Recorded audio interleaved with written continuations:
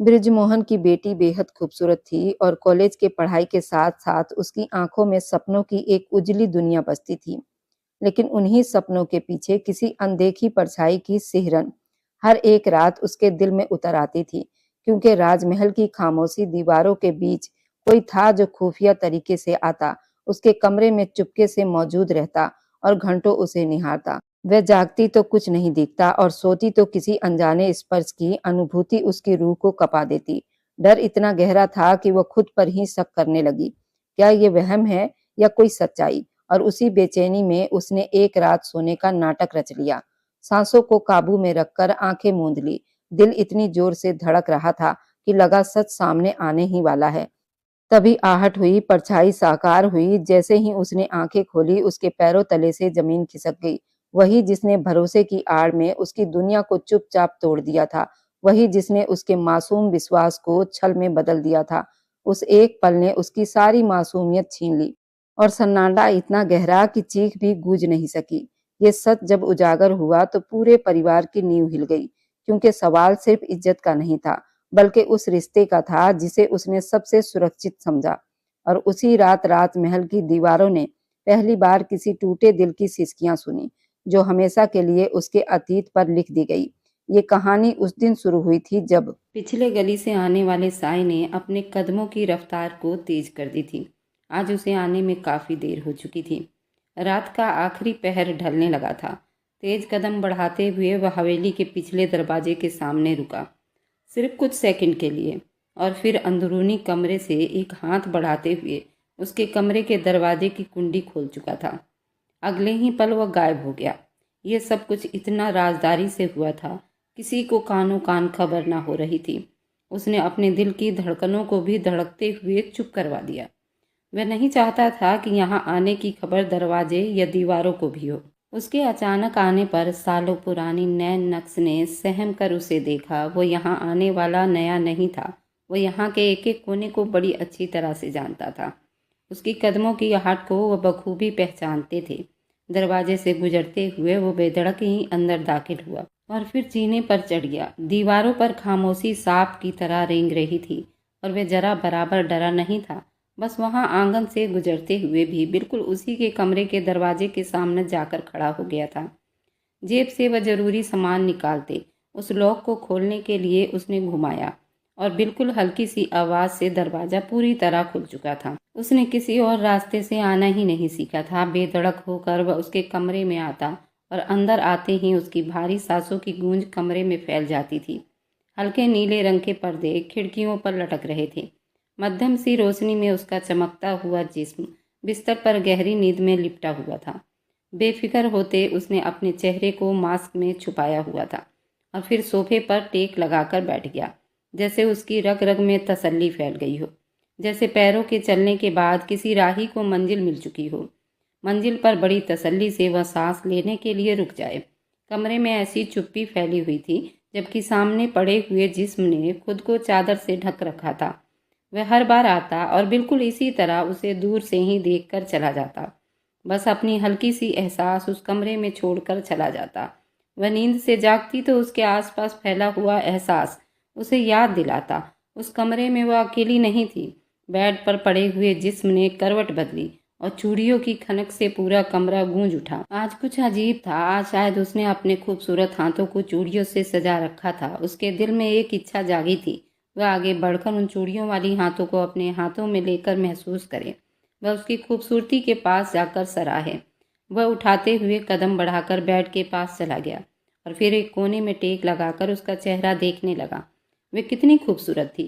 उसकी लंबी पलकें आंखों को ढक रखी थी, गुलाबी होंठ एक दूसरे में चिपके हुए थे, जबकि बिखरे हुए बालों ने पूरे तकियों को अपने लपेट में ले रखा था। जैसे ये सब कुछ इतना खूबसूरत है। वह किसी परी की तरह लग रही थी। उसके होठों पर एक खूबसूरत मुस्कुराहट फैल गई। वह काफी देर उसका चेहरा निहारता रहा, फिर झुकते हुए एक हल्की सी शरारत कर डाली थी, जबकि सामने पड़े हुए जिस्म पर उसने शरारत थोड़ा सा प्यार बिखेर दिया था। वह दोबारा करवट बदली, जैसे वह नींद में भी हल्की सी बेचैनी का शिकार हुई थी। मुझे अंदाजा नहीं था तुम इस तरह खूबसूरत हो सकती हो। खूबसूरत तरीन चेहरे को बड़ी फुर्सत से देख रहा था। सांसों की तपिश जब सामने वाले को अपनी गर्दन पर फैलती हुई महसूस हुई, तो उसने पट से आंखों को खोल दिया और आज उसका ये भयानक सपना हकीकत का रूप धारण करके उसके सामने मौजूद था। वह धड़कते हुए दिल से कितनी देर तक उसे देखती रही, नींद की खुमारी आंखों से उतरती ही नहीं थी। फिर वह पलक झपकते ही उछलकर उससे दूर हो गई। सामने मौजूद आदमी के तसल्ली में जरा बराबर फर्क नहीं आया। तुम कौन हो? उसका शब्द लड़खड़ा गया। मेरे कमरे में कैसे आए हो तुम रोज आते हो यहाँ? उसका पूरा जिस्म कांप रहा था। और कांपते हुए दिल को काबू तो ले लेने दो। बस मुझे देखा और तुमने सवाल की बारिश कर दी। उसने यूं ही टिककर फुर्सत से उसके सामने लेटे हुए कहा था, जबकि वह उछलते हुए बेड से उस तरफ उतर गई। निकलो यहाँ से, वरना मैं शोर मचा दूंगी। तुम जानते नहीं हो कि तुम इस हवेली में जिंदा बचकर नहीं जा पाओगे। बेड के दूसरे किनारे से उतरते हुए उसे धमकी देते हुए कहर भरी आंखों से देख रही थी, जबकि बड़ी तसल्ली से उठा और कदम कदम चलता हुआ उसके पास आ गया। वह कदम पीछे हटाते हुए दीवार के साथ सिमट गई। मेरे पास मत आना, वरना मैं शोर मचा दूंगी। उसके बिल्कुल पास जाकर इतना करीब कि वह उसके सांसों को अपने सांसों में घुलता हुआ महसूस कर रहा था। एक दूसरे के चेहरे को बिल्कुल साफ तौर पर देख रहे थे।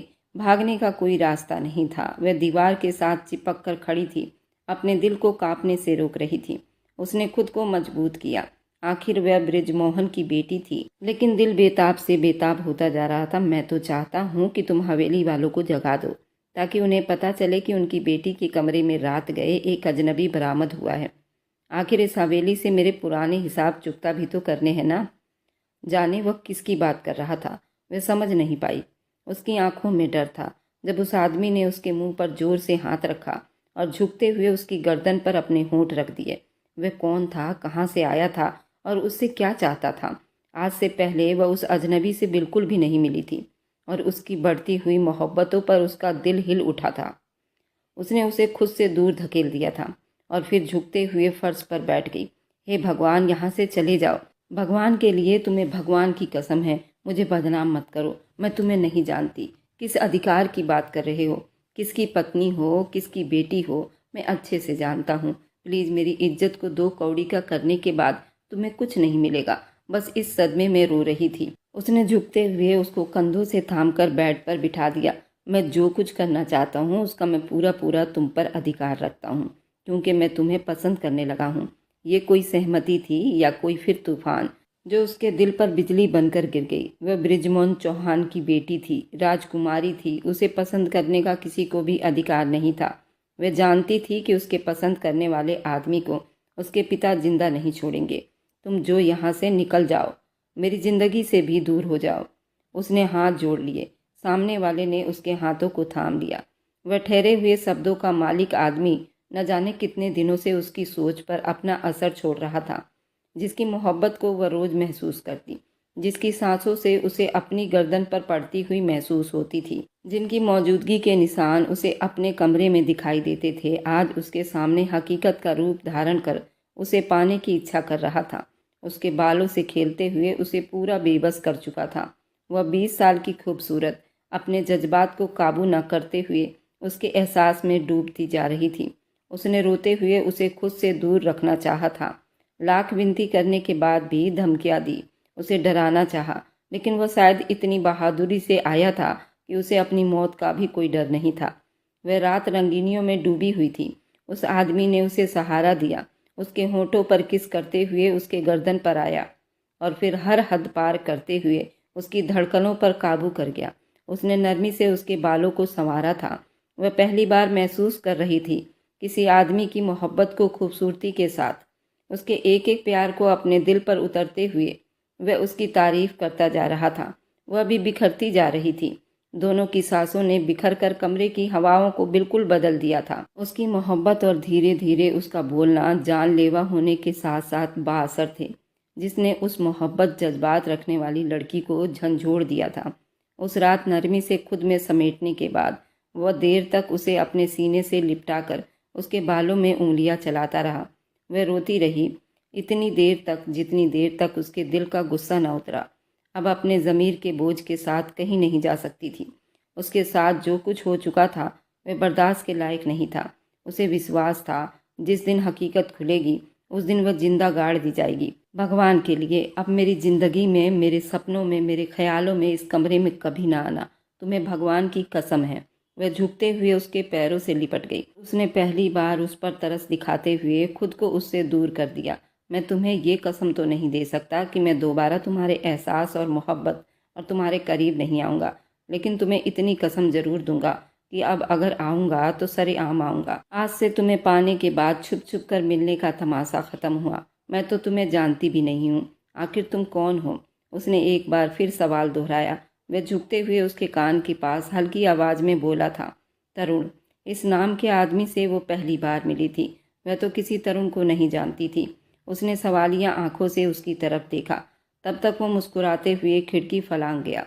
वह दौड़ते हुए खिड़की तक गई, लेकिन उसका नामो निशान भी वहाँ मौजूद नहीं थे।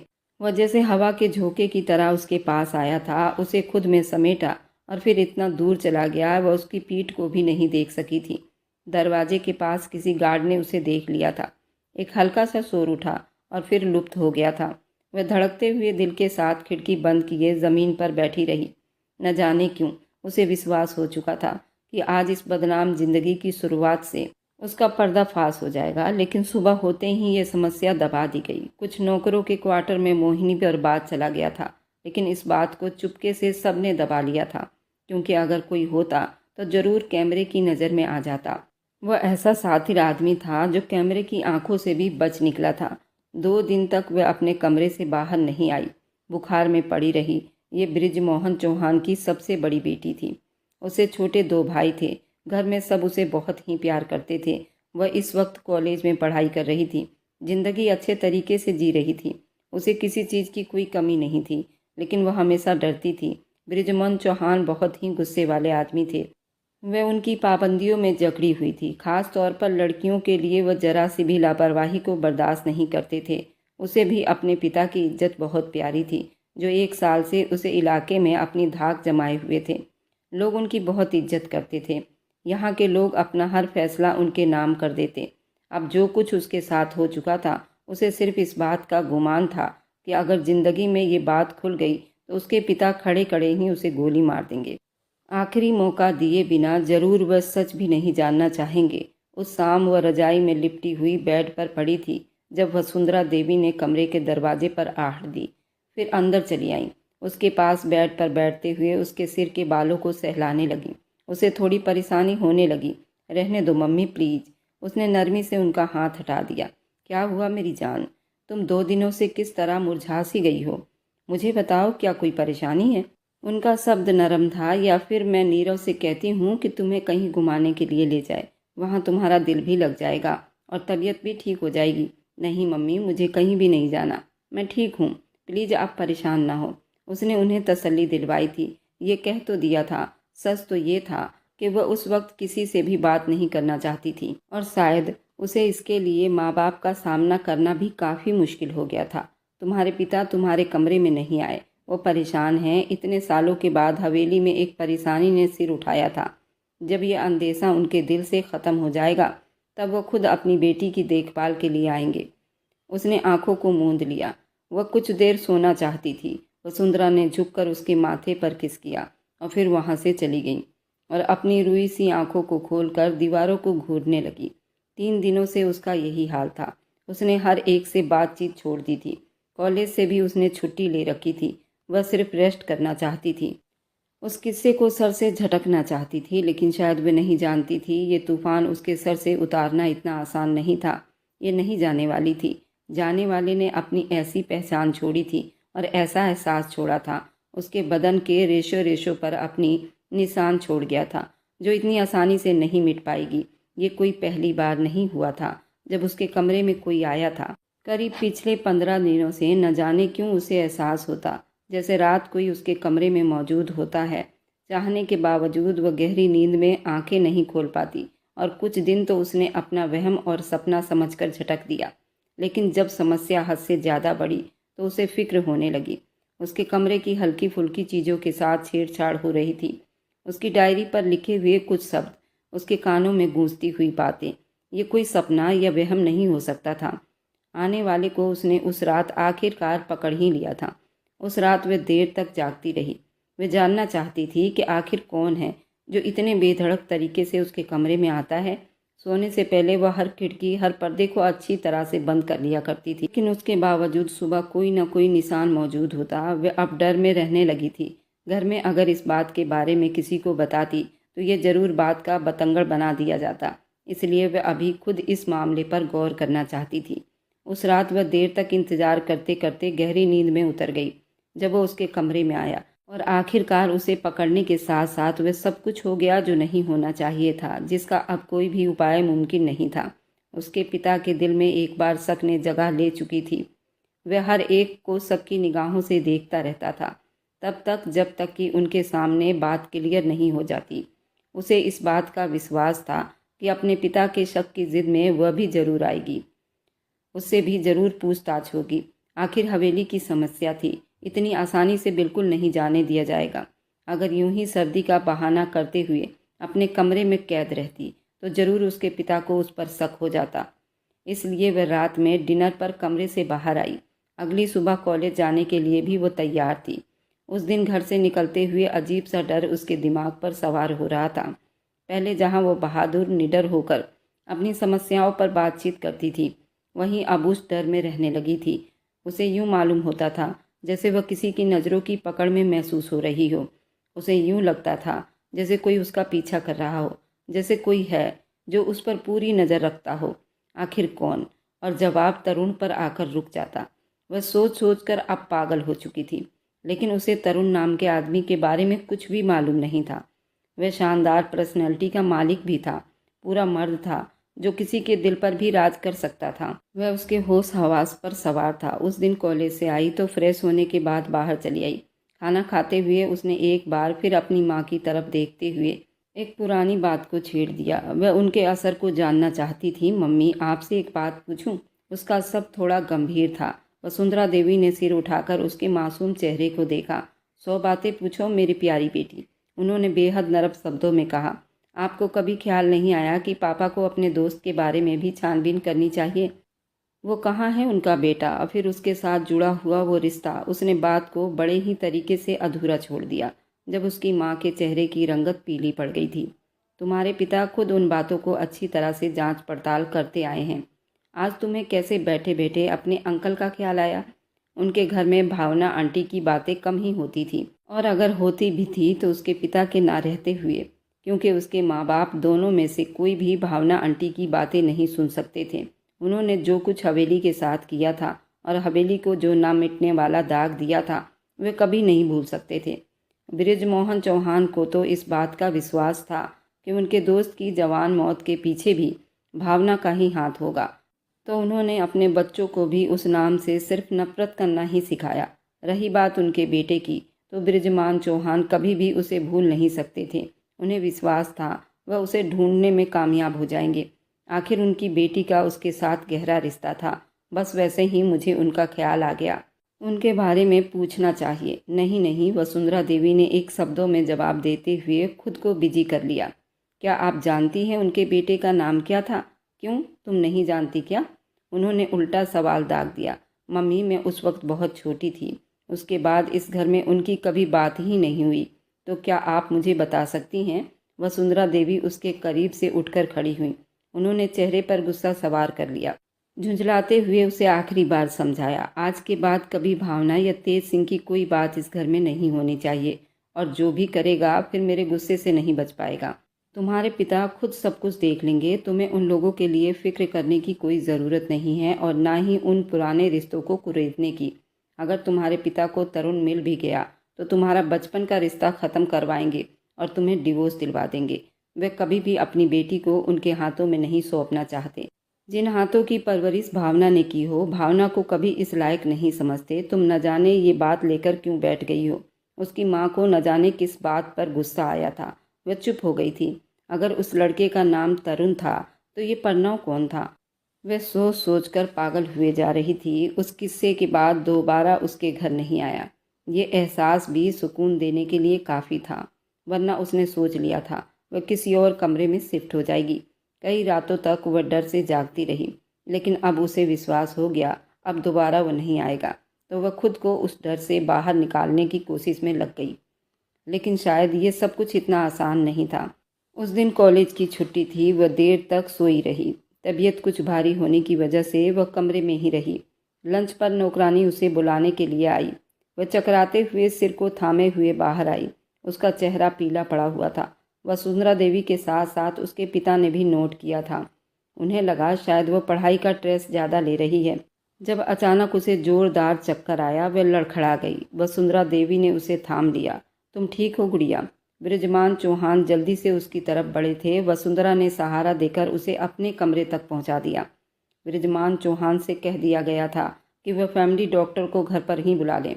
उसकी तबीयत ठीक नहीं लग रही है। कुछ ही देर के बाद डॉक्टर घर पर आ गई। उन्होंने उसकी बड़ी बारीकी से जांच की। वसुंधरा देवी उसके पास ही बैठी हुई थी, फिक्र में दिखाई दे रही थी, जबकि वह आंखें मूंदे अपने दर्द में डूबे हुए शरीर को संभाल रही थी। डॉक्टर ने फिक्रमंदी से पलटकर दरवाजे में खड़े हुए बृजमान चौहान को देखा था। सब ठीक है ना डॉक्टर साहिबा? हॉस्पिटल लेकर चलें? उनके चेहरे पर फिक्र थी। बड़े साहब, सब ठीक है, आप बाहर जाइए, मैं बात कर लेती हूँ वसुंधरा मैडम से। ये डॉक्टर उनके घरेलू डॉक्टर थी। कई सालों से उनके घर में आती जाती थी और उनकी वसुंधरा देवी से काफ़ी अच्छी बातचीत भी थी। उनके कहने पर वे चुपचाप बाहर चले गए थे। डॉक्टर ने वसुंधरा देवी के कान में जो बात कहा था वह किसी आफत से कम नहीं था। वह अपनी जगह सुन्न होकर बैठी रह गई। उन्होंने नज़रें उठाकर डॉक्टर के चेहरे पर देखा, फिर उन्हें दूर धकेल दिया। ये क्या बकवास कर रही हो? वसुंधरा देवी की आवाज़ इतनी धीमी थी कि डर में डूबी हुई थी। वह दीवार भी सहम गई। उसने पट से आंखें खोल दी। माफ़ी चाहती हूँ वसुंधरा देवी, लेकिन यही हकीकत है, ये पेट से है। इनको वीकनेस भी बहुत ज़्यादा है। वसुंधरा देवी ने मुंह पर हाथ रख लिया। अभी तो तुमने कह दिया, लेकिन आज के बाद अपनी जुबान से ये शब्द मत निकालना। जिस तरह चुप से आई थी, इसी तरह चुप से चली जाओ। उनके चेहरे की रंगत पर वह चुप से सिर झुकाए अपना बैग उठाकर बाहर निकल गई। तब वह उसके जिस्म के तरफ बढ़ी थी और उसे हैरानी से बाजुओं से पकड़कर बैठा दिया। ये डॉक्टर स्मृति ने क्या कहा है? उनकी आंखें फटी की फटी ही रह गई और शब्द बिल्कुल डर में था। मैं कुछ नहीं जानती मम्मी। वह रो रही थी। उसी वक्त दोबारा बृजमान चौहान अंदर दाखिल हुए थे।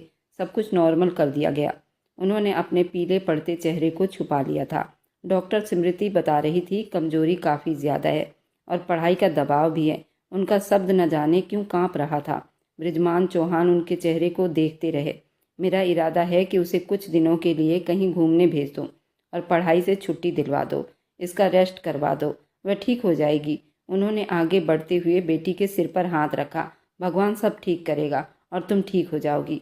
अभी रिलैक्स करो, आराम करो। वह खुद भी उसकी तबीयत को लेकर परेशान थे, जैसे उन्हें किसी शक ने आ घेरा हो, जैसे उन्होंने वसुंधरा देवी की छुपी हुई बातों का एक पन्ना झांक कर देख लिया हो, लेकिन ये मुमकिन नहीं था। वसुंधरा देवी ने उस हकीकत को यूं निगल लिया जैसे वह हकीकत इस वक्त जन्म लेकर ख़त्म हो गई हो। रात के अंधेरे में एक बार फिर उसके कमरे में आई थी और उसका दरवाज़ा बंद करते हुए उसे अपने सामने जगाते झकझोरते हुए खड़ा कर दिया। किसके साथ मिलकर तुमने ये गलत हरकत की है? अगर मुझे नहीं बताओगी तो पिता के हाथों मार खाओगी। वह रो रही थी और वह भी बस रोते हुए सिर झुकाकर खड़ी रही। मम्मी, मैं कुछ नहीं जानती। मुझे नहीं पता वह कौन था। बस आया था और फिर हमेशा के लिए गायब हो गया। ये कोई बनी बनाई कहानी थी, कोई ड्रामा सीन नहीं था। यह हकीकत थी। यह हकीकत इतनी डरावनी थी कि वसुंधरा देवी ने हर चीज़ आजमा ली, लेकिन उसने उससे ज़्यादा कुछ न बताया और न कुछ वह जानती थी। उन्हें अंदाज़ा हो गया था कि वह किसी दुश्मन की भेंट चढ़ गई है। बृजमान चौहान का कोई बदला या फिर उनकी बेटी की बदनामी, जो भी था, लेकिन बहुत डरावना था। उन्हें विश्वास था अगर ये खबर बृजमान चौहान के कानों तक पहुंच गई तो वह उसे जिंदा गाड़ देंगे, उसका नामो निशान इस हवेली से मिटा देंगे। वह रो रो कर बिल्कुल परेशान हो गई थी।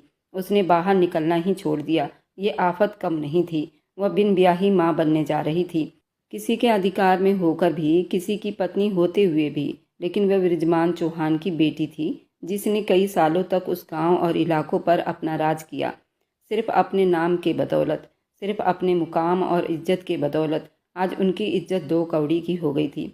आखिर कौन थे तुम? वापस पलट कर क्यों नहीं आए? मैं तुम्हारे संबंधित कुछ जानना चाहती थी। तुमने मुझे इतनी परेशानी में डालकर रख दिया है कि मैं सारी ज़िंदगी भी तुमसे नफरत करूं तो कम होता।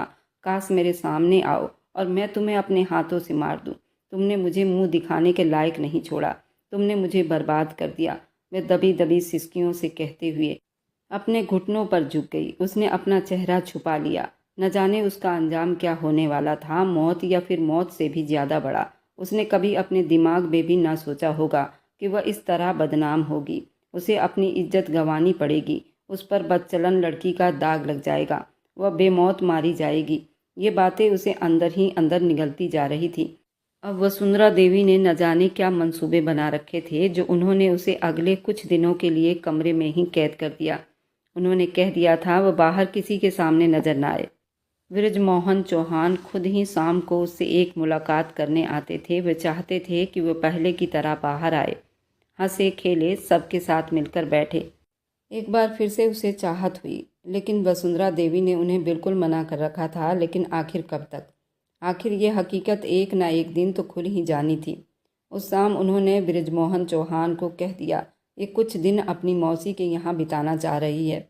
वह अपनी कजन के साथ रहकर उसका दिमाग भी बढ़ जाएगा और उसकी दिमागी उलझन भी खत्म हो जाएगी और उससे बाहर आ जाएगी। उन्होंने आज तक उसे किसी के हवाले नहीं किया था और ना ही वो चाहते थे कि घर की जवान लड़कियां किसी दूसरे के घर में जाकर रहे। लेकिन वसुंधरा देवी ने उन्हें मना लिया था और इस बात पर वे चुप हो गए। ड्राइवर गाड़ी के साथ बिल्कुल तैयार खड़ा था। उसकी माँ ने जरूरी सामान पैक करते हुए उसे गाड़ी तक पहुंचा दिया। सख्ती से उसका हाथ थामे हुए उन्हें धीरे से बोलते हुए उसे इशारा किया।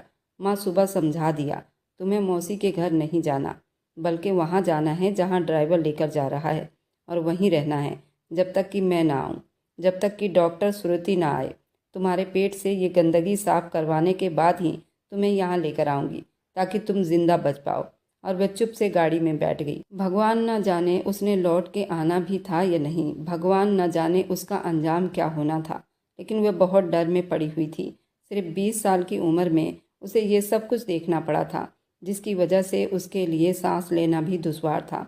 बस एक बार उस परेशानी से जान छूट जाती, फिर उसके बाद जो होता देखा जाता। मैं ज़रूर उस आदमी को ढूंढ निकालूंगी और फिर उससे हर एक सवाल का जवाब मांगूंगी। उससे ज़रूर पूछूंगी कि आखिर उसने किस बदले का उसे शिकार बना डाला। फैलते हुए अंधेरे के साथ गाड़ी एक अनजान मंजिल के तरफ दौड़ रही थी। उसने ड्राइवर से पूछा ही नहीं था, बस सिर झुकाकर रोती रही तब तक कि जब तक कि गाड़ी एक झटके से नहीं रुकी। उसने सिर्फ सिर उठाकर देखा। झटका इतना जोर का था कि उसका सिर सीट से जा लगा। कुछ भी समझने के काबिल नहीं थी। सामने खड़ी गाड़ी से निकलने वाले आदमी को बस सुन नज़रों से देखती रह गई। आंखों पर चश्मा, चेहरे पर मास्क। आने वाली की शक्ल साफ नहीं देख पा रही थी।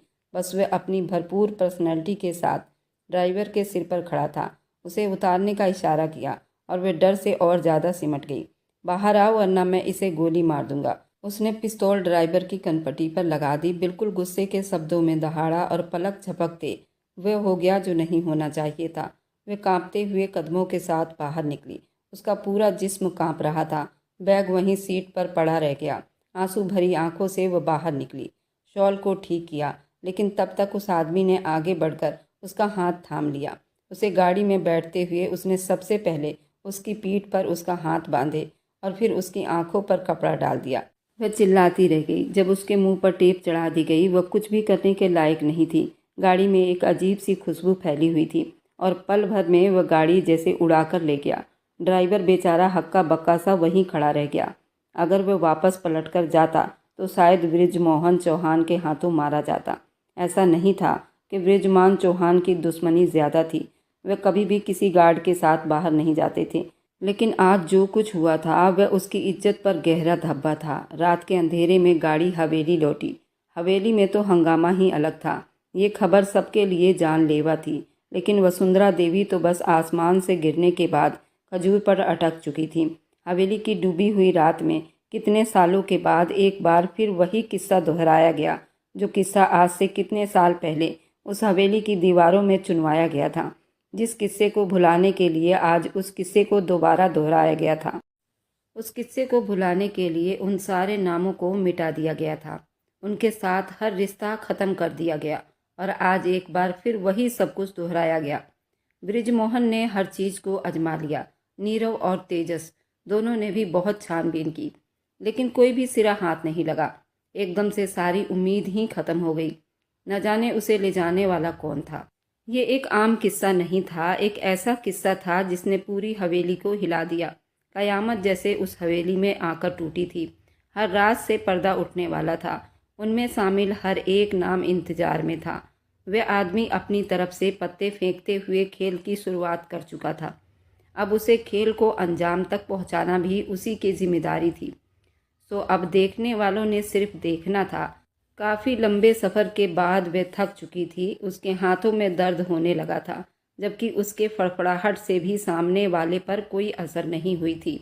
न जाने क्यों, लेकिन ना कोई जवाब और ना ही कोई धमकी। गाड़ी में गहरी खामोशी छाई थी। करीबन 3 घंटे के बाद गाड़ी मंजिल पर आकर रुकी। रात काफ़ी हद तक फैल चुकी थी। उसकी भूख प्यास सब कुछ गायब था। शायद काफ़ी देर फड़फड़ाने के बाद, थकावट के बाद, सीट से गर्दन टिकाकर वह नींद की वादियों में उतर गई।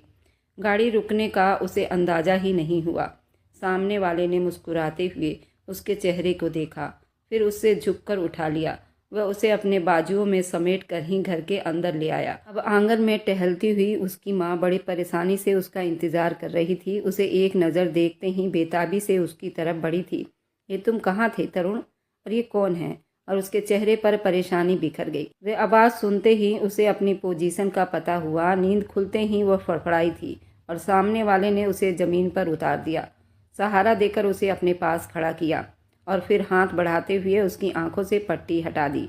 तेज रोशनी में उसकी आंखें बिल्कुल चौंधिया गई थी।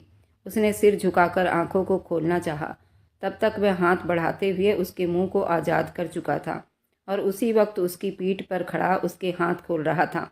उसने एक नज़र अपने सामने खड़ी हस्ती को देखा, बस बिल्कुल सुन्न और पथराई हुई नज़रों से उन्हें उसे ही देखती रही, जबकि वह उसे पहचानने की कोशिश कर रही थी।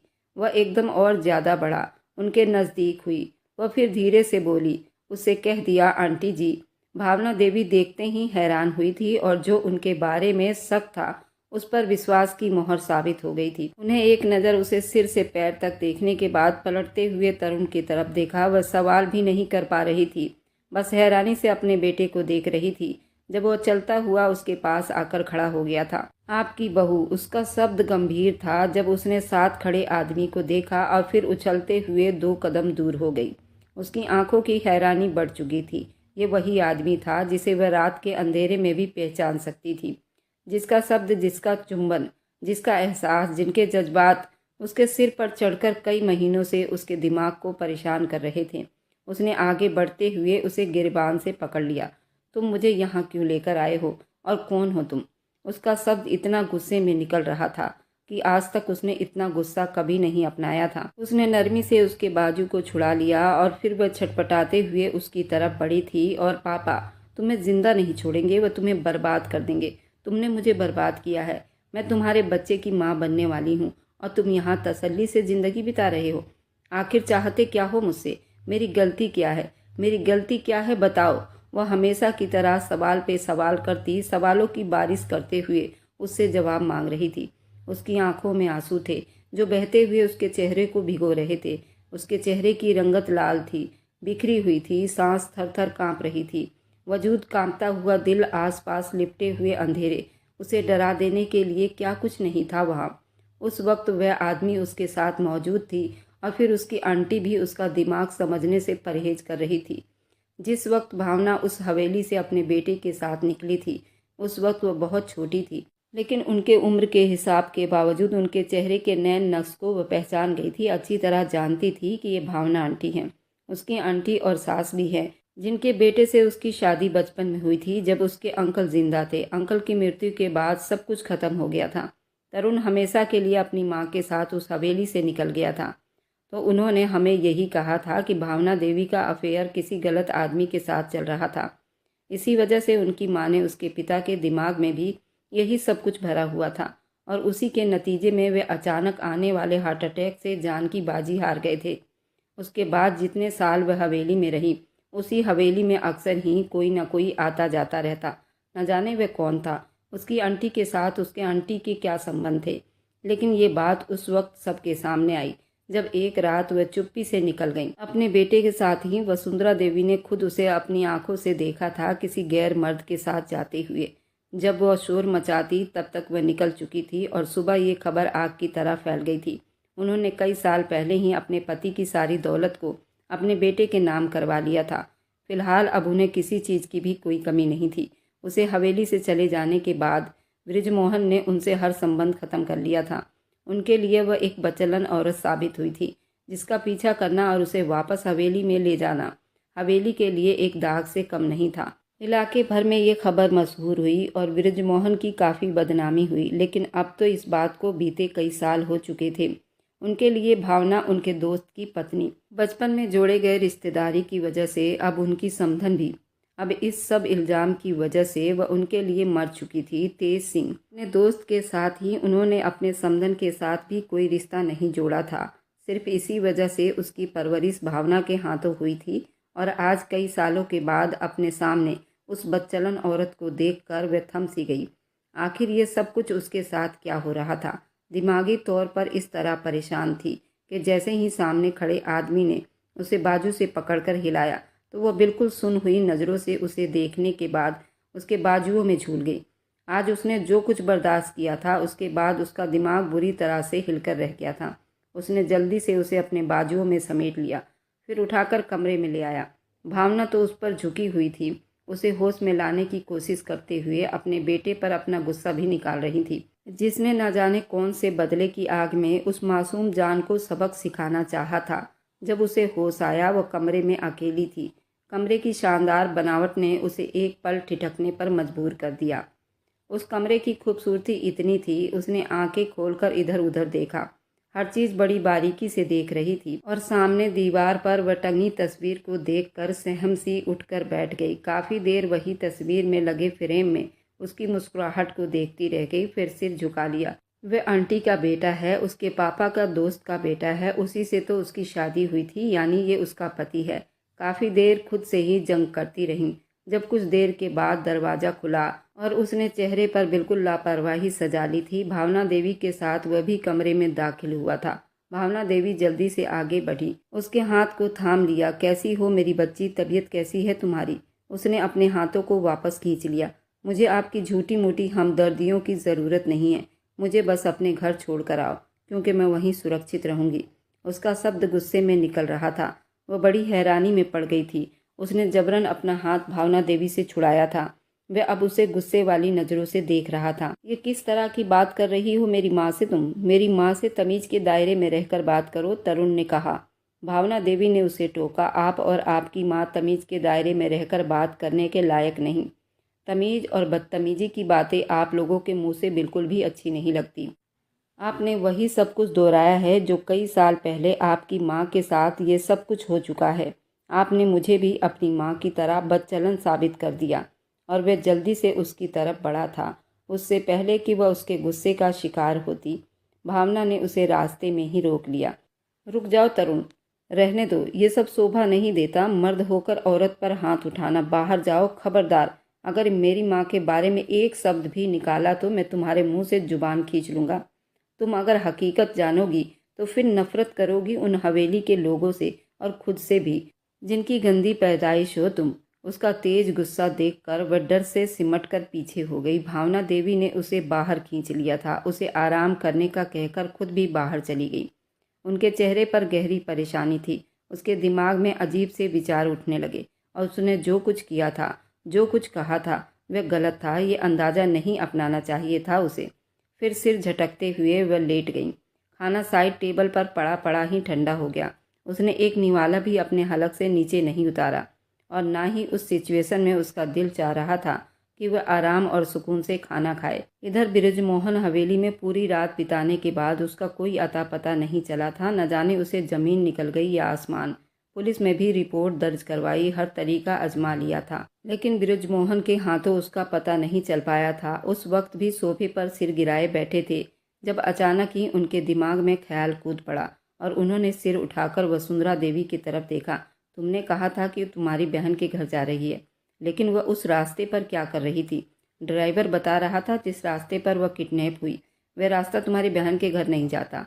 आखिर वही हुआ जिसका वसुंधरा देवी को डर था। उनका शक उसकी तरफ चला गया। वह बस सिर झुकाए बैठी रही। शायद ड्राइवर ने कोई शॉर्टकट रास्ता अपना लिया होगा। आप बेवजह शक कर रहे हैं। उन्होंने उसी वक्त ड्राइवर को बुलाया वह उनके सामने हाथ बांधे सिर झुकाए खड़ा था। तुम उस रास्ते पर क्या कर रहे थे? क्या तुम्हारा कोई प्लान था या तुम किसी के साथ मिले हुए थे? उन्होंने ड्राइवर को गिरेबान से पकड़ लिया। अगर तुमने अपनी जुबान नहीं खोली तो तुम्हारी जुबान हमेशा के लिए काट दी जाएगी। और वह जानता था कि सामने वाला बृजमोहन चौहान अगर कह दिया तो वह करके भी दिखाएगा। उसने कांपते हुए सारी हकीकत उनके सामने खोलकर रख दी। मुझे वसुंधरा मैडम जी ने कहा था कि मैं उन्हें इस इलाके से दूर फ्लैट में छोड़ दूं। मैं उसके अलावा कुछ भी नहीं जानता। वह ये सब होने के बाद उन्होंने पलटते हुए एक बार फिर वसुंधरा देवी के चेहरे को देखा, फिर एकदम उठते हुए उसके सामने आकर खड़े हो गए। मुझे सच सच बताओ, हकीकत क्या है, वरना तुम जानते हो ये रात तुम्हारी इस हवेली में आखिरी रात भी हो सकती है। उनका गुस्सा इस तरह बढ़ गया कि वसुंधरा देवी वहीं सिमट गई थी। उन्होंने वसुंधरा देवी को घसीटते हुए कमरे में लाकर खड़ा कर दिया। वसुंधरा देवी, तुम इस वक्त मेरे सामने बैठकर अपनी जुबान से सिर्फ सच उगलोगी, वरना अभी इसी वक्त तुम्हें भी इस हवेली से बाहर निकाल फेंकूंगा। तुमसे सारे रिश्ते ख़त्म कर दूंगा। फिर वसुंधरा देवी ने जो हकीकत उनके सामने खोली, वह गुस्से से दहाड़ उठे थे। उनकी तरफ बढ़े थे। उनके थप्पड़ों ने वसुंधरा देवी के चेहरे पर निशान छोड़ दिए। ये जो कुछ तुम कह रही हो सच है? उनकी आंखों से आंसू छलक पड़े थे। उनका पूरा जिस्म कांप रहा था। उनके कांपते हुए हाथ उस वक्त वसुंधरा देवी के गर्दन पर थे। बृजमोहन, मैं इसके बारे में कुछ नहीं जानती। मैंने जो कुछ किया डर में आकर किया। मैं सिर्फ उसकी जान बचाना चाहती थी। उसके बाद उसके साथ क्या हुआ मैं कुछ भी नहीं जानती। मुझे बस एक बार तुम्हारी बेटी मिल जाए, उसके बाद तुम दोनों माँ बेटी के साथ क्या करना है ये मैं तय कर चुका हूँ।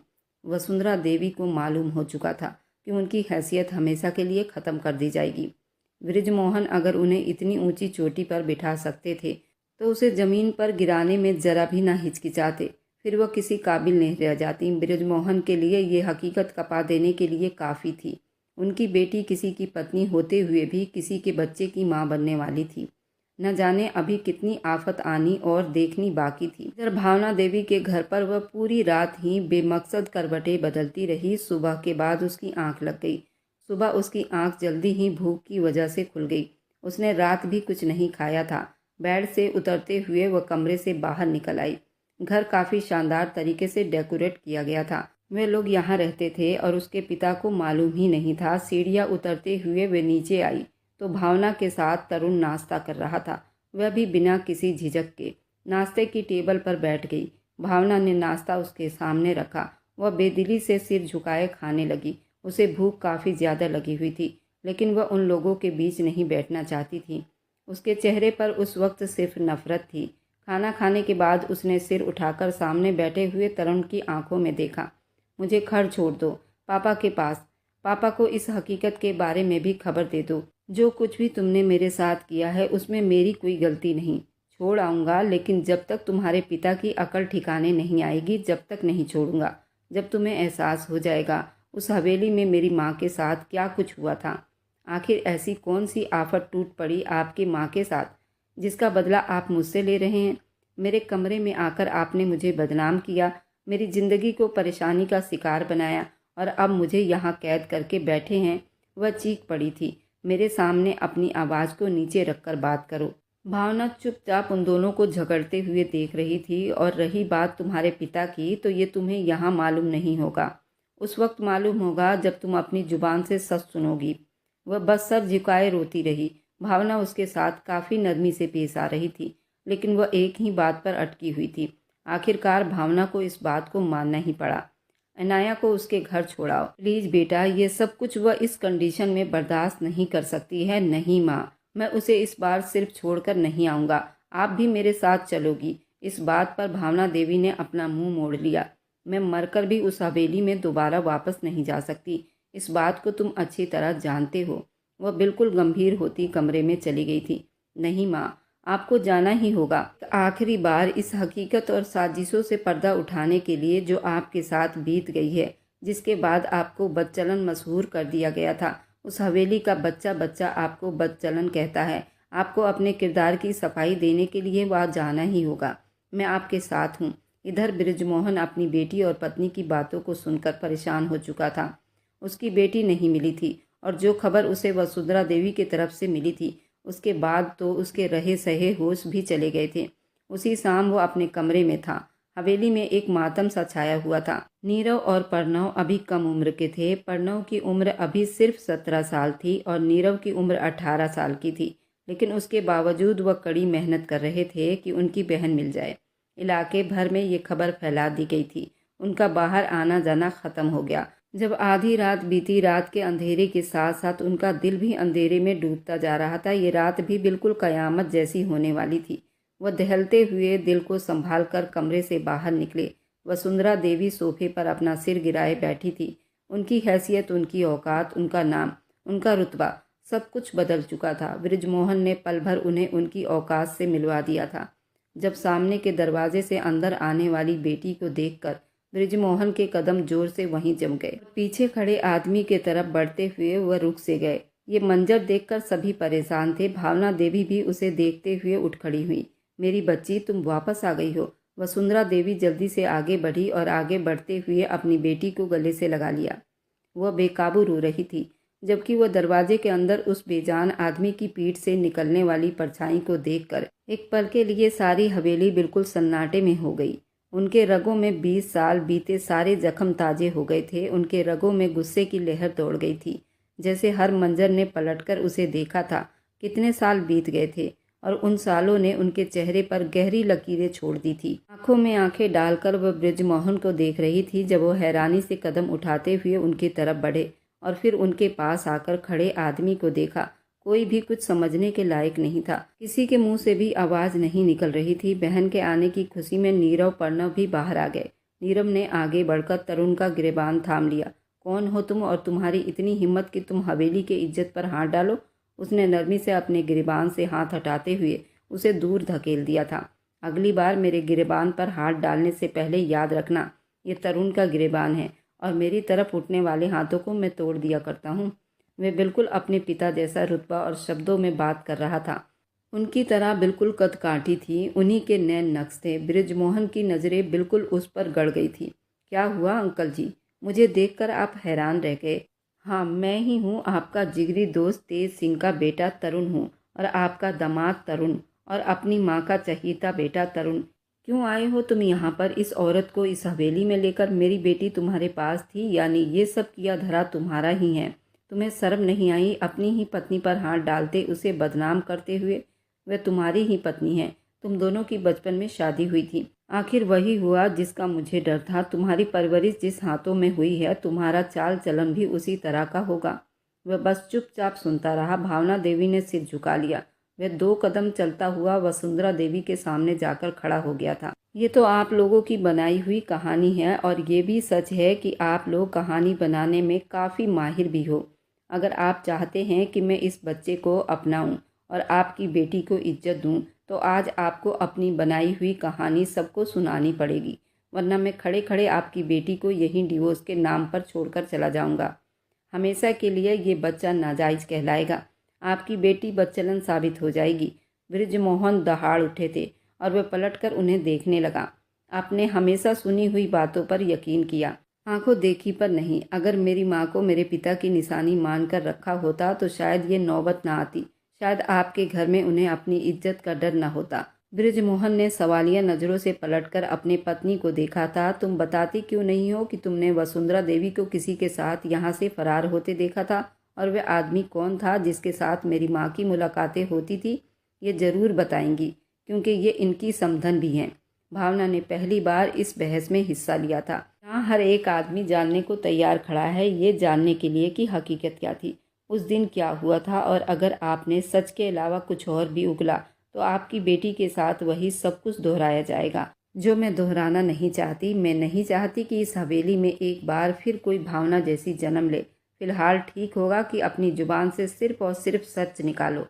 आज बारी भावना देवी के हाथों में आ गई थी। आज वे अपनी इज्जत, अपना सम्मान, अपना रुतबा वापस हासिल करने के लिए यहाँ आई हुई थी, वह भी अपने बेटे के साथ। और उसी दिन वसुंधरा देवी ने तंग आकर हाँफते हुए उस हकीकत से पर्दा उठा दिया जो सालों से सिर्फ उसके दिमाग में दफन थी। भावना देवी के साथ मैंने हमेशा नफरत की, क्योंकि मुझे आपका दोस्त और उसकी पत्नी भावना बिल्कुल भी पसंद नहीं थी। मैं बिल्कुल नहीं चाहती थी कि वह इस हवेली में रहे। वजह तेज सिंह थे। तेज सिंह का रिश्ता पहले मेरी बहन से हुआ था, जबकि मैं भी तेज सिंह को पसंद करती थी। उन्होंने ऐन वक्त पर उस मंगनी को ख़त्म करके भावना देवी से शादी कर ली। तब से ही मुझे भावना देवी बिल्कुल भी पसंद नहीं थी। उन्होंने मेरी बहन को ठुकराकर भावना देवी को अपना लिया था। घर वालों के फैसलों के हिसाब से मेरी शादी भी बृजमोहन के साथ जोड़ दी गई। भावना को तेज सिंह मिल गए थे। भावना की शादी तेज सिंह से कर दी गई थी। यही आग मेरे दिल में बहुत तेज जल रही थी। मैं भी तेज सिंह को ही पसंद करती थी, लेकिन मेरी शादी बृजमोहन से हो गई थी। यहीं से मेरे दिमाग में नफरत ने जगह बना ली थी। हर एक काम में भावना को नीचे दिखाना, हर बात में उसे छोटा महसूस करवाना, तेज सिंह की नज़रों में उसे गिराना। लेकिन उसके बावजूद ये सारी कोशिशें नाकाम होती रहीं। और तेज सिंह तो भावना को अपनी पलकों पर बिठा कर रखते थे। वक्त बीतने के साथ जहाँ भावना ने एक बेटे को जन्म दिया, वहीं हमारे यहाँ पहली औलाद बेटी हुई। ये भी मेरी जलन की एक वजह थी। परिवार भर में किसी ने कुछ नहीं कहा, लेकिन वसुंधरा देवी के अंदर जलती हुई आग और ज़्यादा भड़क चुकी थी। उन्होंने हर मुकाम पर भावना देवी को नीचा दिखाना चाहा, लेकिन उन्होंने अपने व्यवहार और अपनी सादगी की वजह से वह हर एक की नज़रों में अच्छी इज्जत और पहचान बना चुकी थी, जिसे गिराना वसुंधरा देवी के लिए आसान नहीं था। और जब उस दिन अचानक तेज सिंह हार्ट अटैक के शिकार हो गए थे। हार्ट अटैक इतना ज़्यादा बढ़ चुका था कि अस्पताल ले जाने तक में उनकी जान चली गई थी। भावना की ज़िंदगी में अंधेरे फैल गए थे। उन्होंने कभी नहीं सोचा था कि ज़िंदगी के कठिन राहों में तेज सिंह कभी उनसे अपना दामन छुड़ाकर चले जाएंगे, उन्हें अपने मासूम बेटे के साथ अकेला छोड़ देंगे। तेज सिंह के मृत्यु के बाद ही परिवार भर में ये बातें होने लगी थी कि अब तुम्हारा दोस्त नहीं रहा तो तुम इस हवेली का बंटवारा कर सकते हो, क्योंकि तेज सिंह और बृजमोहन बिल्कुल भाइयों की तरह रहते थे। उनका कारोबार, उनका घर, उनकी हर चीज़ एक साथ खरीदी गई थी, बनाई गई थी। तो वे चाहते थे कि अब तेज सिंह के मरने के बाद उनकी सारी जायदाद उनके बेटे के नाम कर दी जाए, और भावना अगर चाहे तो वह दूसरी शादी भी कर सकती है, उसमें कोई बुराई नहीं। और ये खबर जब वसुंधरा देवी के कानों तक पहुंची तो उन्होंने अपने सिर पर जैसे बम गिरता हुआ महसूस किया। ऐसा कभी नहीं हो सकता, और ना ही वह कभी ऐसा सोच सकती थी। बृजमोहन अगर चुप थे तो भी नहीं, लेकिन भावना देवी ने खुद ही मना करते हुए कह दिया कि तेज सिंह के अलावा वह किसी के बारे में सोच भी नहीं सकती। वैसे भी उनके पास ज़िंदगी बिताने के लिए उनका इतना प्यारा बेटा मौजूद है। अपने बेटे से बढ़कर उनके लिए कुछ भी नहीं। लेकिन उसके बावजूद वसुंधरा देवी के बेकरार दिल को करार नहीं आया। ये आग रोज़ रोज़ बढ़ता चला गया। जब उन्होंने वो घटिया मंसूबा बनाया, उस दिन अपने ही किसी रिश्तेदार को बुलाकर उन्होंने उसे अकेले भावना देवी के कमरे में जाने के लिए कह दिया। भावना देवी के साथ उनके रिश्तेदार ने वही गंदी हरकतें की। वे आदमी अपने जिस्म की भूख मिटाकर जा चुका था। उन्हें देखने के बाद इंसानियत भी शर्मा जाए। एक औरत ही एक औरत की दुश्मन बनी, और भावना ने बड़ी मुश्किल से अपनी इज्जत नीलाम होने से बचाई थी। इससे पहले कि बृजमोहन के सामने शिकायत लेकर पहुंच जाती और सारा राज उगल देती, वसुंधरा देवी ने उन्हें धमकियां देते हुए वहां से निकल जाने के लिए कह दिया। ये भी कहा गया कि अगर उन्होंने ये राज बाहर निकालने की कोशिश भी की तो हमेशा के लिए उनके बेटे को उनसे छीन लिया जाएगा, और ये सब कुछ करने पर मजबूर कर दिया जाएगा जो उनके हित में अच्छा नहीं होगा। भावना ने कितनी ही विनती की थी, वही जानती थी, या फिर उनके भगवान जो उनके दुख को समझते। कोई सहारा नहीं था। दौलत तो पहले ही तेज सिंह के रहते हुए उनके नाम कर दी गई थी, लेकिन उसके बावजूद उनके सर पर किसी मजबूत हाथ का साया होना चाहिए था। कोई सुरक्षित जगह होनी चाहिए थी जहां उनकी इज्जत सुरक्षित रहे। लेकिन वसुंधरा देवी को ये गवारा नहीं था। आखिरकार एक शाम अंधेरे में ही उन्होंने खुद ही वो हवेली छोड़ दी। भावना को अपने बेटे और सामान के साथ उस हवेली से जाने के लिए कह दिया गया। उनके जाने के बाद वो बात मशहूर कर दी गई जो उन्होंने कभी की ही नहीं थी।